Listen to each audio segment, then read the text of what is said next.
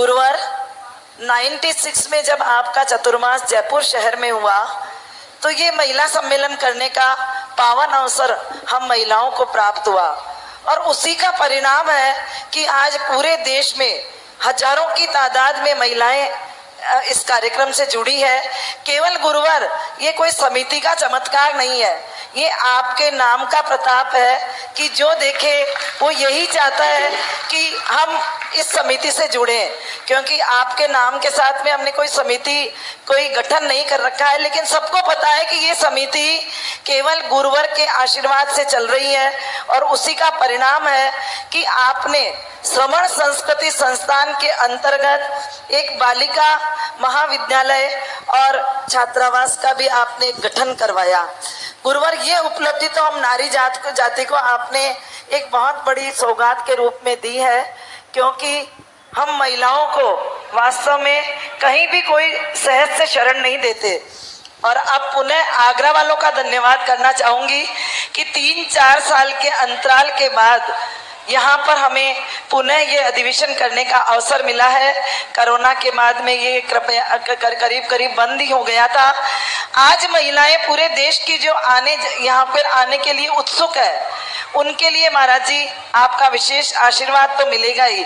मैं चाहूंगी कि आप पूर्व में ही कोई, क्योंकि कम समय मिलता है बाद में, आज से ही आप इस सम्मेलन की शुरुआत के रूप में हमें कोई ऐसा निर्देश दें कि जिससे हम श्रवण संस्कृति के साथ साथ धर्म की रक्षा करने के लिए आगे बढ़ते रहें। नमोस्तु गुरुवर, नमोस्तु गुरुवर, नमोस्तु गुरुवर।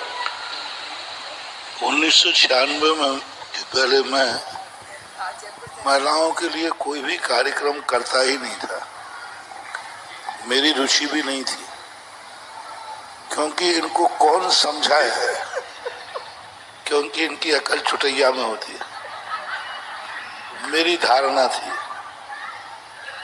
मेरा विचार था। तो आप लोग जब महिला सम्मेलन लेके बात आए थे तो मैंने स्पष्ट मना कर दिया था कि मैं इसमें कोई पार्टी सपोर्ट नहीं करूंगा, आप लोग करिए और मेरा आशीर्वाद। लेकिन दोबारा कमेटियों को लेकर के जब आए तो हमने कहा कि चलो कर लेंगे। एक दिन का समय दिया था। एक दिन के समय के बाद जो निर्देश दिए, जो उपदेश दिए, वो महिलाओं ने इतने अच्छे पालन करके दिखाए। उस समय माँ जयपुर की महिलाएं इकट्ठी हुई थी, बाहर की कोई भी महिला वर्ग इकट्ठा नहीं हुआ, आते ही नहीं थे। महिलाओं के इतने बड़े सम्मेलन हमने कभी देखे नहीं, आप लोगों ने भी नहीं देखे कि महिलाएं 2-2 हजार 3-3 हजार महिलाएं एक साथ आ जाए। लेकिन उस पहले महिला सम्मेलन की जो उपलब्धि हुई, जो महिला समिति के द्वारा वहां पर जयपुर के अंदर जो जन जागरण हुआ, जयपुर के अंदर जो संस्कारों का शंखनाद हुआ, उसकी जो चारों तरफ चर्चा हुई, परिणाम ये निकला कि दूसरे वर्ष सारे भारत की जनता आना शुरू हो गई। पहले मात्र राजस्थान के इकट्ठे हुए, दूसरी साल में भी राजस्थान के उठे। खरबूजे को देख के खरबूजा रंग बदलता है, और जब उनके संस्कार देखे तब जाकर के बहुत बड़ा रूप इसने लिया और सारे भारत में 3-3 हजार महिलाएं इकट्ठी हुई। लेकिन कहते हैं ना, जब कोई चीज ज्यादा प्रसिद्ध हो जाए, ज्यादा गड़बड़ हो जाए, तो उसमें टूट फूट भी चालू हो जाती है। उसके कारण से हमने फिर हमारा मन थोड़ा उदासीन हुआ, क्योंकि ज्यादा समाज को तोड़ना फोड़ना ठीक नहीं। तो फिर मैंने इसको गौण करने की सोची थी, और ये भी सोचा था कि तुम महिलाएं जाओ आरिकाओं के पास और पुरुष आए सब हमारे पास। पर आरिकाओं ने भी तुम्हारे लिए कहा कि भाई हम नहीं संभाल पाएंगे।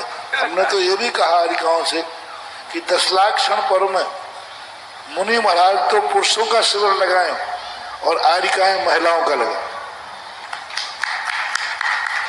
10 लाख क्षण पर्व में ये यदि काम हो जाए, जैसे यहाँ पर हजारों शिविरार्थी यहाँ पुरुष वर्ग आते, महिलाएं, तो महिलाओं का आड़ी काहे लगाए? वो उनको संभाल सकती है, उनकी जाति की, तो ये काम हो सकता है। लेकिन कोई भी आड़ी का अपनी जाति का 10 लाख शिविर लगाने को तैयार नहीं। मान के भैया हम तो डरे तो बात अलग है, ऐसे आपकी जाति का है 10 लाख क्षण पर्व में बहुत दिक्कत होगी, तो कोई तैयार नहीं। कहीं भारत में 10 लाख क्षण पर्व का अकेली महिलाओं का कोई शिविर नहीं लगता, लगाना चाहिए। अब वो क्या समस्या है वो तुम जानो और वो जानो। तो मैंने इसको गौर कर दिया। फिर कोरोना काल आ गया, तो कोरोना में 2-3 साल बंदी हो गया। इस बार भी मेरा कोई मन नहीं था, लेकिन इस बार का महिला सम्मेलन तो पूरा 100% मनोज की भावना पर जाता है। बार बार मैंने इनको चातुर्मास के कार्यक्रम पूछने आए, मैंने महिला सम्मेलन का नाम ही नहीं लिया।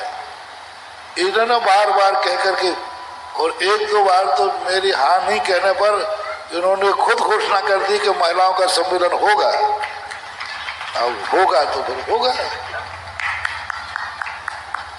तो इस कारण से बहुत अच्छा कार्यक्रम इस बार जो महिलाओं का सम्मेलन के, हालांकि बीच में चुनाव भी आ गए हैं, आचार संहिता भी लागू हो गई है, तो बहुत फर्क तो पड़ता ही है उसमें।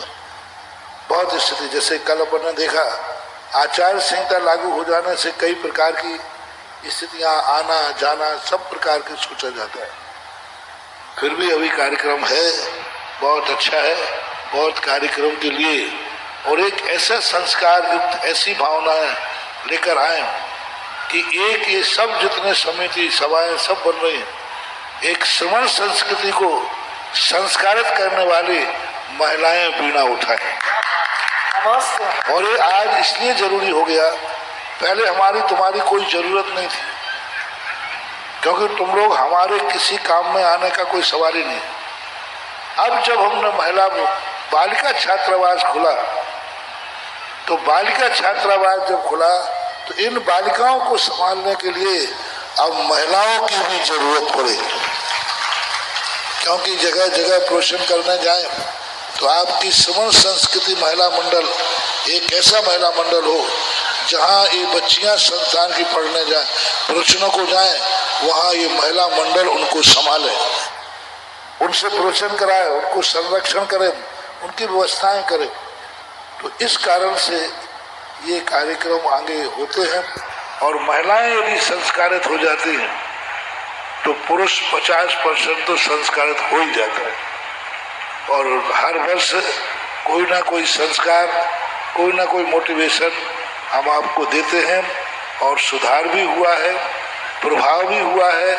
उसी का परिणाम है कि हर साल महिला समिति के सदस्य और इकाइयां वृद्धि को प्राप्त हो रही है।